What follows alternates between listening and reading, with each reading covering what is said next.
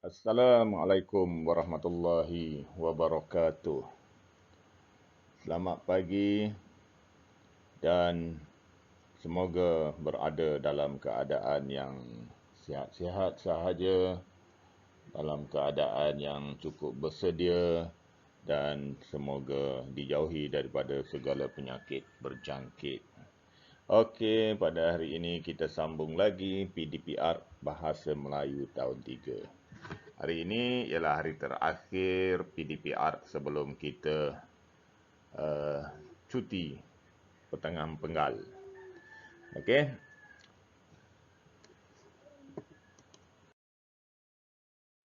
Hari ini kita masih lagi di unit 15, Indahnya Seni dan Budaya Kita, dengan tajuk Pemerah Santan Tradisional. Okey, PDPR hari ini berdasarkan kepada standard kandungan 2.3, membaca dan mengapresiasi karya sastra dan bukan sastra. Manakala standard pembelajaran 2.3.2 membaca, memahami dan mempersembahkan karya bukan dan karya sastra dengan sebutan yang betul dan intonasi yang sesuai. Yang lebih memfokuskan kepada manual. Okey. Saya ulang balik, membaca, memahami dan mempersembahkan karya bukan sastra dan karya sastra dengan sebutan yang betul dan intonasi yang sesuai. Fokus kita pada hari ini ialah manual. Apa itu manual? Nanti kejap lagi saya akan terangkan. Okey. Objektif PDPR pada hari ini iaitu pada akhir PDPR nanti diharapkan kamu semua dapat menyebut maklumat ataupun membaca maklumat dengan sebutan yang betul dan intonasi yang sesuai. Hari ini kita fokuskan kepada kemahiran membaca. Jadi awak kena membacalah hari ini. Aktiviti membaca dengan sebutan yang betul dan intonasi yang sesuai. Kamu boleh rujuk buku teks pada muka surat 14, iaitu tajuk Pemerah Santan Tradisional. Okey, kalau dah bersedia, jom kita tengok apa yang terkandung dalam buku teks muka surat 14. Kita baca dulu. Pemerah Santan Tradisional. Persatuan Ibu Bapa dan Guru PIBG SK Gemilang telah mengadakan pameran barang antik di Dewan Sekolah. Antara artifak yang menarik perhatian Hanif termasuklah kayu pemerah santan tradisional. Hanif mencatat nota manual penggunaan alat tersebut. Kemudian, dia menceritakannya kepada rakan-rakan. Okey, tengok apa yang dicatat oleh Hanif mengenai cara penggunaan.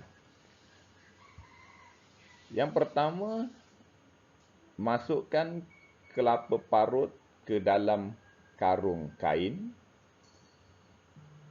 Yang kedua, masukkan karung kain itu pada bahagian tengah pemerah. Yang ketiga, pastikan kuantiti kelapa parut sesuai dengan ruang pada pemerah. Yang keempat, tekan bahagian atas kayu pemerah. Dan yang kelima, santan akan keluar pada alur pemerah. Okey, tengok tu. Gambar tu ada tulis yang tu kayu pemerah, yang tu alur pemerah. Okey, langkah dia, mula-mula sekali masukkan kelapa yang sudah diparut tu ke dalam kain. Okey, dalam karung kain. Lepas tu masukkan karung kain tadi pada tempat bahagian yang kita nak perah. Sebelum tu kita kena pastikan kelapa parut tadi dengan tempat tu biar dia kuantiti dia biar dia cukup, jangan sikit, jangan banyak. Okey. Lepas tu tekan kayu pemerah tu dan akhirnya santan keluar. Okey, dalam petikan tadi ada beberapa perkataan yang agak sukar, kosakata yang agak sukar pada kamu untuk memahami maksud. Saya sudah pilih beberapa perkataan, iaitu yang pertama antik. Yang kedua, artifak. Dan yang ketiga, manual. Okey. Tahukah kamu apa maksud antik? Agak-agak apa antik? Antik ni kita selalu dengar orang kata barang antik. Ini pemerah kelapa ni antik. Okey, jam antik. Antik membawa maksud lama, khususnya pada barang. Okey. Barang tu dari dulu sampai sekarang dan kita bandingkan dengan sekarang, lama dengan baru, maka yang lama tu kita panggil antik. Okey. Yang kedua ialah artifak. Apa itu artifak? Agak-agak kamu apa artifak? Artifak ialah barangan buatan manusia yang lebih kepada perkakas ataupun senjata. Tak kira lah bekas makan ke, tembikar ke, dulu-dulu punya, jumpa barang dulu orang buat punya. Biasanya yang dulu-dulu, bukan yang sekarang. Yang dulu-dulu punya kita jumpa, itu ialah artifak. Tapi dengan syarat buatan manusia, buatan tangan manusia. Dan yang ketiga ialah manual. Apa dia manual? Kalau kita beli barang, dia akan sertakan manual pengguna. Okey. Awak beli apa sekali yang baru, ada cara-cara dia. Jadi manual tu ialah panduan untuk melaksanakan sesuatu, maksud dia. Jadi manual penggunaan alat tersebut maksudnya panduan untuk melaksanakan, membuat sesuatu menggunakan alat tu ataupun cara-cara dia. Okey. Yang kat bawah tu ada dialog. Kawan-kawan, untuk menggunakan pemerah santan kita perlu, okey, apa dia? Jom kita tengok. Okey. Ini ialah manual penggunanya. Cara-cara nak guna pemerah santan tradisional. Dia ada 5 manualnya, ada 5 cara. Okey. Okey. Tadi kita tengok dialog kat bawah ni, kawan-kawan, untuk menggunakan pemerah santan kita perlu, kita perlu apa? Awak kena sebut kelima. 5. Contohnya, kawan-kawan, untuk menggunakan pemerah santan, kita perlu masukkan kelapa parut ke dalam karung kain. Selepas itu, masukkan karung kain itu pada bahagian tengah pemerah. Kita juga perlu pastikan kuantiti kelapa parut sesuai dengan ruangan pada pemerah. Kemudian, tekan bahagian atas kayu pemerah dan akhirnya santan akan keluar pada alur pemerah. Itu cara dia. Tak boleh baca 1, 2, 3. Awak kena sambung dengan ayat awak. Okey? Ataupun boleh juga nak baca. Kita perlu pertama masukkan kelapa parut ke dalam karung kain. Kedua, boleh juga macam tu. Okey? Sekarang kita tengok apa aktiviti yang seterusnya. Tugasan. Hari ini ada 2 tugasan. Satu tugasan tadi dan yang kedua tugasan dalam buku aktiviti latihan. Okey, kita tengok tugasan yang pertama.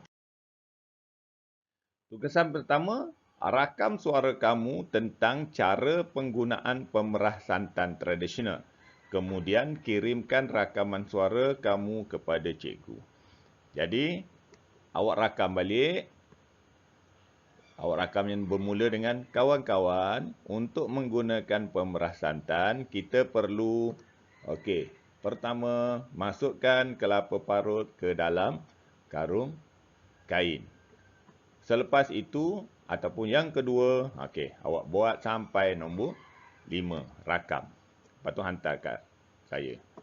Okey, tugasan kedua. Tugasan kedua, tengok pada buku muka surat 17 kalau tak silap. 17. 17 dalam buku latihan aktiviti. Okey, yang ni senang aja. Susun manual cara membuat batik lukis. Kemudian baca. Okey, sekarang ni dia bagi tak tersusun. Dia bagi yang mana kemudian ini dicampur. So, patutnya awak kena susun ni. Dia dah ada bulatan. Letak setiap gambar ada bulatan. Awak letak nombor sahaja. Okey, di dalam bilik pendidikan kesenian terdapat manual tentang cara membuat batik lukis. Langkah-langkah menghasilkan batik adalah seperti berikut. Okey, awak tengok yang mana nombor 1. Adakah warna dulu? Ataupun basuh dulu? Ataupun jemur dulu? Ataupun lukis dulu? Ataupun canting dengan lilin cair? Yang mana? Okey, saya bagi contoh. Yang pertama, lukis corak batik di atas kain putih. Lepas tu yang kedua awak cari, yang ketiga awak cari, yang keempat awak cari, yang kelima awak cari dan yang keenam. Tugas dia senang aja, susun manual cara membuat batik lukis dengan meletakkan nombor pada setiap gambar. Jadi awak letak nombor sahaja. Okey? Senang dia kan?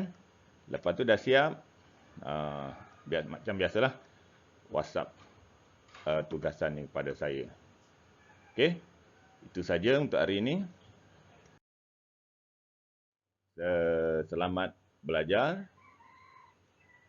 Sekian, terima kasih dan Assalamualaikum warahmatullahi wabarakatuh.